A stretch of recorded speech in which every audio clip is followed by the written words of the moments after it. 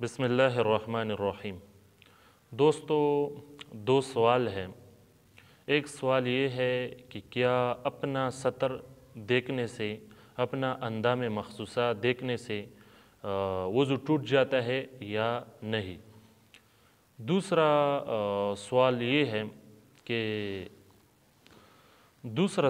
ہے کہ کیا اگر کسی سے کوئی چیز گم ہو جائے اور پھر تلاش کرنے کے باوجود بھی وہ نہ ملے اور پھر یہ نیت کرے کہ چلو جس کو بھی ملے اس کو میرے طرف سے یہ صدقہ ہے، تو کیا ایسا صدقہ ہو جائے گا یا نہیں، اس کا کوئی ثواب بھی ہے؟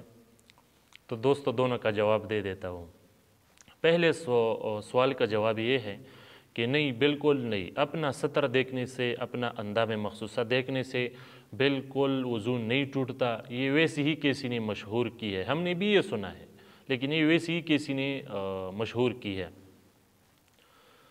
دوسرے تو آپ نے سمجھ لیا مسئلہ، بالکل سطر دیکھنے سے، اپنا سطر دیکھنے سے بالکل وضو نہیں ٹوٹتا۔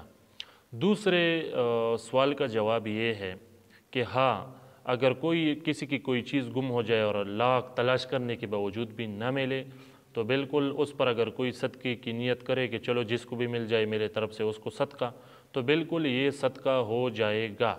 مگر اتنی بات ضرور ہے کہ اپنی اختیار سے جو چیز آپ کے پاس موجود ہے اسے اپنی خوشی سے کسی کو صدقہ کرو تو اس کی ثواب زیادہ ہوتی ہے، اور پھر جو چیز آپ سے گم ہو جائے اور آپ کو لاکھ کوشش کے باوجود بھی نہیں مل رہا تو آپ تو مجبوری کی وجہ سے ہی اس کو صدقہ کریں گے، چلو وہ صدقہ بھی ہو جاتی ہے مگر اس کا ثواب تھوڑا کم ہوتا ہے بنسبت اس صدقے کی جو آپ نے اختیار سے اور خوشی سے کسی کو دیا ہو، بالکل صدقہ ہو جاتا ہے اس سے۔